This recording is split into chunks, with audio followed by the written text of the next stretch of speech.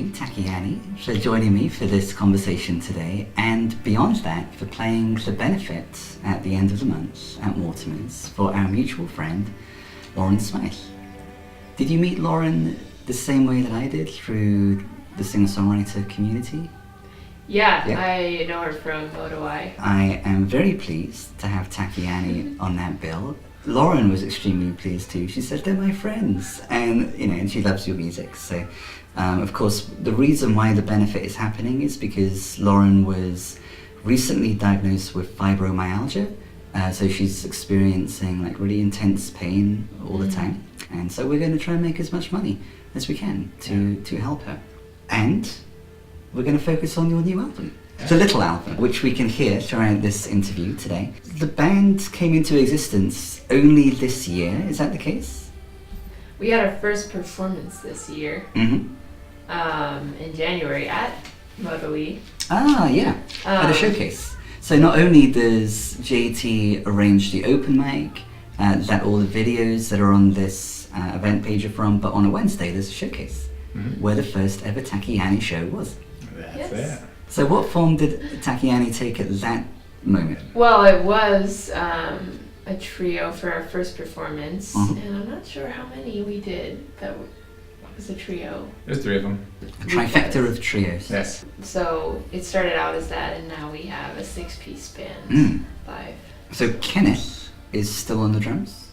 Kenny. Who are the other 3 members? Keith Giannis plays bass and guitar, and Ashley Groves and Emily Havens both sing. That is quite the lineup, isn't it? It's pretty crazy. Yeah. I recently had a friend who I was at college with in England come to visit, and showed him lots of different bits of the Twin Cities music scene, and from just the look of him, from the level of enjoyment in the moment, I think his favourite component was your Tacky Annie Ice House show. Oh, alright. The 6-piece Ice House show. Yeah. Where there was a very good cover of Prince. Yes. There's just so many Prince songs that everybody does. I just couldn't figure out. I still really want to do Starfish and Coffee. That would be fun. But I was driving home and I threw on Purple Rain, the album, and then that song came up and I was like, holy crap, this would be perfect. Yeah. It was just bass, just cello, voice and drums, and that's where we're at. Which song? I know, obviously.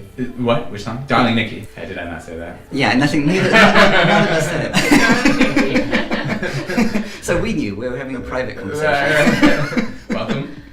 Please, come along. So in the bio of Tacky Annie, it refers to a collision of your sounds that created dance-inspiring, carefree melodies with powerful vocals and bass-driven rhythm. Could you elaborate a bit more on this collision? I think that's a really interesting verb to use. It's not like a melding, it's a collision. Is it a collision? And what's the nature of it? It definitely feels like a collision. When we met, I was playing a lot of my own solo acoustic music. Yeah, which is great. I'm familiar with that too, of course. Thank you. Yeah. Because I'd gone to school for classical cello, then kind of gotten into singing and songwriting, and I found the songwriting community at Rodreick, where I met Lauren, and just fell in love with that style of songwriting, just acoustic-driven music, and I was doing that for a really long time. And then when we met, you would back me up, and Keith Giannis, who plays in the band, like he was in that band, and we had a drummer, Jared Monlock, and so playing your singer-songwriter material. Yes, and he started doing some arrangements of my tunes that I was like, whoa, this isn't me anymore. Like, but in a good way, like I didn't recognize myself, but it kind of still is. Yeah. I mean, a lot of people dug it. Some people were like, hey, it's not her anymore.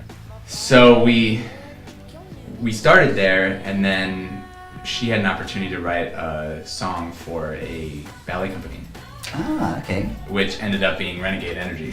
Ah, excellent. The second track on the record. Yep. That was kind of the first time it became a little bit more collaborative, and I wasn't rearranging her music per se, although you wrote the core of the tune. I ended up writing and recording a track around it. It needed for the track, they wanted to create a dance to it, and I wanted it to be able to kind of be accessible for all different dance styles, and not just ballet. Yeah. And they actually wanted a song about dance. About dancing. Yeah. And so I was kind of trying to come up with a way of doing that lyrically that wasn't super cheesy. Yeah. That sheds new light on the bit about, I got a new song, Underneath My Skin. Yeah. I think that works really well, because I was imagining that like as a songwriter, knowing that you're a songwriter, like I've got this song kind of wanting to break out, and that's related to the Renegade Energy. Yeah, I was thinking about it as a dancer, actually. Right, So when you're dancing, you've got this creative energy that's it can kind of take you over, and I was trying to think like a dancer. I did dance for a long time, and I would actually dance sometimes, trying to think of what it feels like when you're dancing, and yeah. I wanted to be able two songs as you were working on the songs to get a sense of what the... No, just to myself. I To was yourself. just dancing around their house. I don't need no songs. I got myself. I was just trying to get inside of what your body feels like when you're dancing. Yeah, and the body is important, not only in that song, but there's references to the body in a few songs. It's taking over my body is the lyric in Renegade Energy. And there's references, of course, to this song being Underneath My Skin. So it all seems quite visceral. Like, what is the significance of the body and like bodily expression? I was just kind of envisioning what it's like when you're so compelled to dance. Because the way that we feel about music, is so, like, we have to make it. And I think that dancers feel that way too. Like, it takes over your body. And that's what it's about, it's when you literally can't do anything but dance. And I think that's how dancers are. You need to do it, and it literally takes you over. I like that that's your emphasis regarding this particular song, because that's my thesis regarding the whole album. Wow, you have a thesis. I have a thesis. Yeah, did you know that your album had a thesis? No, but coming from a university professor, it makes sense. Yeah, exactly. Trust me to have a thesis. Yeah. So my thesis is that the album seems to be all about going on and stopping at nothing. Those are recurring lyrics. The final track is called On and On. The penultimate track, Until the Mad Clock Quits her running. Quits her running? Yeah, I pulled hard for that name. Everybody's like, that's too long. I was like, I don't care. Simon It's isn't going to like, be able that's to remember her. it. It's genius. That's such a great line. That lyric. Because it's a lyric. supposed to mean eternity. Yeah. Like, until the mad clock quits her running. Like, that was, We she stopped told me running. that, I was like, whoa, that's the name of the song. So yeah, there's the focus in those songs, and then as we were just establishing in Renegade Energy, on starting something and not being able to stop. And yet, in the song that will be the current song of the day, on the day of the benefit for Lauren, there is conversely a stopping. We, in the bridge, look ma, I'm throwing away the cool life. I'm going square. So there is one thing that one stops doing. Listening to you hear that is amazing, or say that is amazing. That's like, Look, in Ma. an English accent, look mom, I'm going square. Yes, exactly. I've stopped being cool. Of course, I was very cool before, but now I'm going to be square. That is so good. It strikes me that the song "Too Cool for That" isn't too cool for that. It's cool, but it's like fun, and it's more concerned about being fun, I think, and silly than it is about being cool. Would you say that's okay? Yeah, you kind of came up with the idea for this. That song took a journey. Okay. So I wrote that song sitting in a Starbucks or not wrote the song, the original idea in a Starbucks in Las Vegas, and then I sent it over her way, and she was like, "What do you think of this?" And she's like, "Oh, this is great. It's got an awesome summer vibe." The track, like the whole track. Yeah. Oh, the whole okay. That's kind of a new workflow for us, where it's like I start with the instrumental and then she rolls out melody and lyrics. And we were having a lot of trouble with that one. In the past, it's been her with just an acoustic guitar, some lyrics and a melody, and then I'll come in and bulldoze the thing. Like going back to the collision thing, right? Is I'm like my world is steeped heavily in like jazz and R&B and funk and stuff like that. And Sure. I really appreciate that world, so that's the collision. So we were having a really hard time coming up with lyrical and melodic content for it. And at first it was like, about not giving a. It was like that song. We were almost like, oh, this is not gonna be radio friendly, but whatever. Not gonna be sung today. Right, and then we were like, well, we can't do that. Definitely not.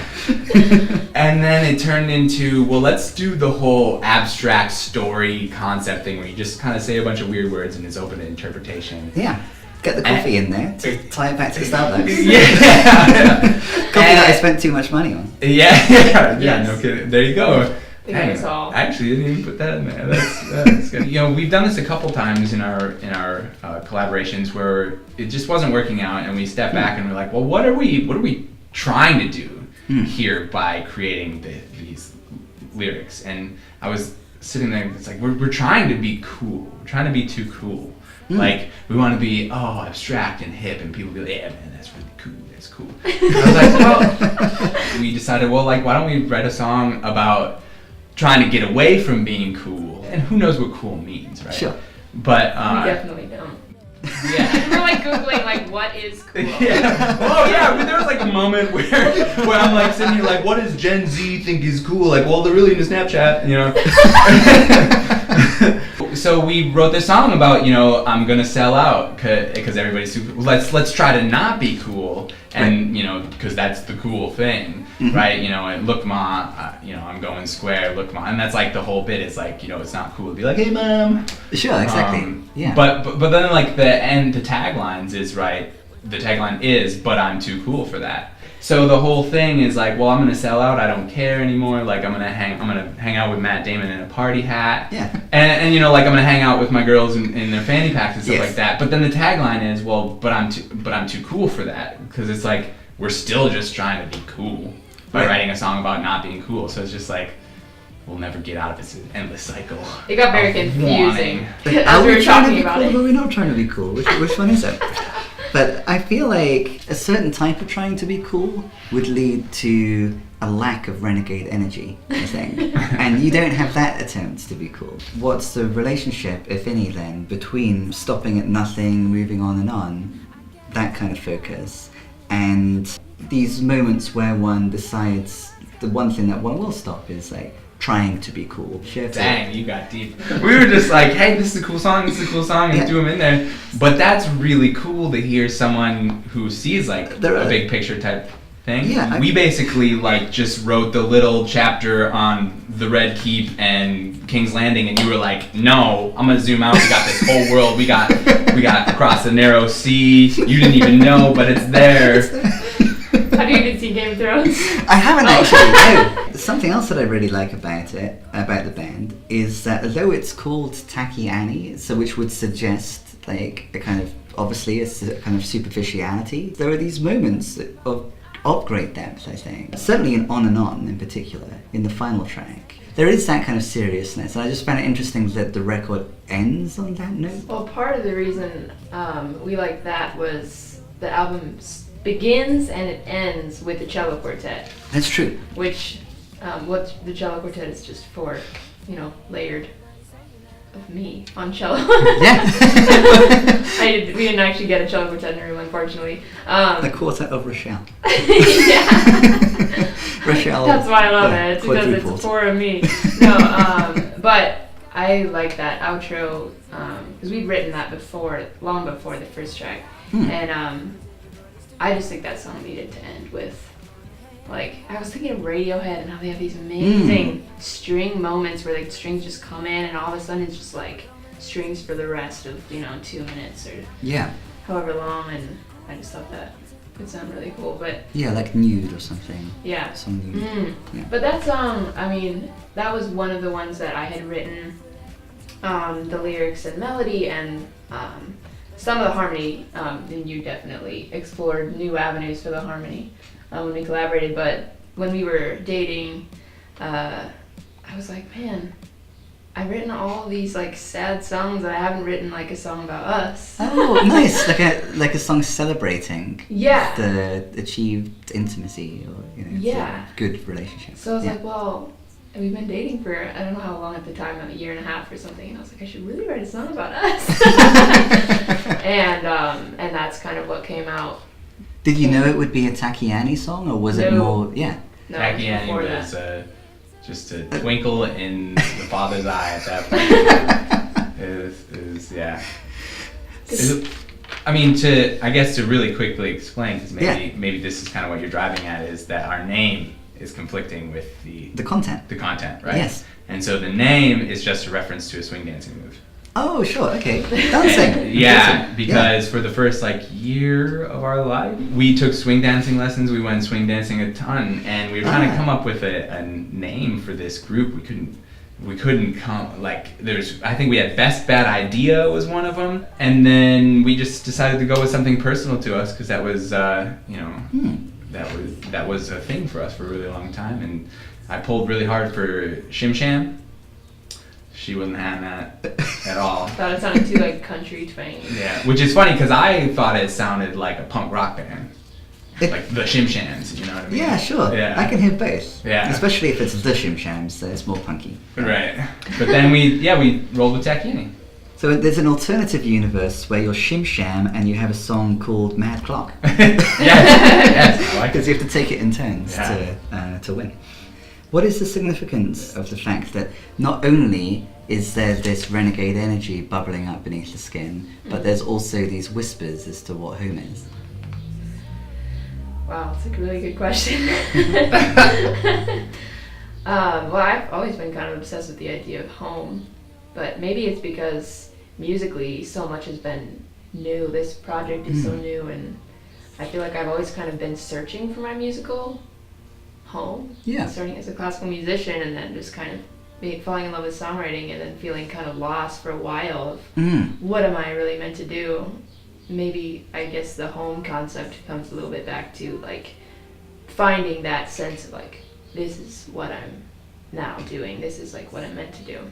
Being at peace and in place. Yeah, being at home in yourself and in who you are. And how does that fit within the broader context of a song that in parentheses is called Smoke and Mirrors, which is kind of emphasizing illusion, obviously, if we talk about smoke and mirrors. So there's these there's these false homes perhaps, or there's these obstacles that could distract us on our search for home? Yeah, when you are searching for something, you have all these different paths that you know that you could go down. But ultimately you have to choose one. I think my favorite song on the record is Red and White. Wow. All right. That it is simultaneously a very good dance song, but it's also another one which has it's one of the deeper ones too, I think. It's dark. Deep and dark. Yeah. How is it deep and dark? I wrote it kind of after we had a breakthrough in our relationship, where I just kind of felt like he was willing to take on all of the things that I've gone through. And that's why it's You Wear My Red and White. I don't know why white, but red. I just like the red and white together. But like my battle wounds. Yeah. Yeah. It's a song about fragility and vulnerability and the strength, I think, to show what would otherwise seem to be a weakness. Yeah. And to therefore grow. Yeah. And you just created a banging track. Yeah. I just loved the idea of this kind of happy hippy dippy pop track. Yeah. With these dark lyrics. Yeah. You know what I mean? And then of course I'm a huge fan of flipping bridges and just left turn bridge. Just whoa, where are we going? Almost a new song, and that's where you get the in your face. That's my favorite moment on the album. Is the end of that bridge. It's just Yeah, mine too. Like I said, I love the bridges. It's my favorite song on the record, and that's where it kind of wears its darkness on its sleeve a bit more. Would you say? Yes. There are two moments in the record where looking into eyes is happening. So it's happening in Red and White, and I think is it in On and On as well? Is that the other point where it happens? Yes. Wow, you really know our songs very well. I know the words of the songs very well. I can't play them. So yeah, where is the other I? It's in On and On at the first verse. Literally the first opening line of that song. Yeah. Oh yeah, I wake up in the morning with your eyes locked onto mine. So that's interesting. In the one case, I'm looking into your eyes, both your eyes, until they're looking into mine. And in the other case, as soon as you wake up, one finds oneself already in the situation of being looked at. Which sounds kind of creepy, doesn't it? But in the I want to go back to bed. That did happen one time, though, that I wrote about, because I woke up and you were looking at me. And it's, you know, when you wake up and you're like, oh, they're already looking at me and you're already engaging, it's just kind of immediate. Well, you started it. But The previous day with the looking until Andy was looking at you. where I always thought, well, music is a chance to dive deep into your demons and all of this. Yeah. Always and only catharsis. Yeah. But there are other things that you too. And I think that kind of comes from that sad songwriter mindset of like all your songs have to be tragic. And they're still working through very deep feelings, of course, in songs on this record. But no song is sad as we journey through the sadness and the darkness. Yeah, it's a great juxtaposition in there.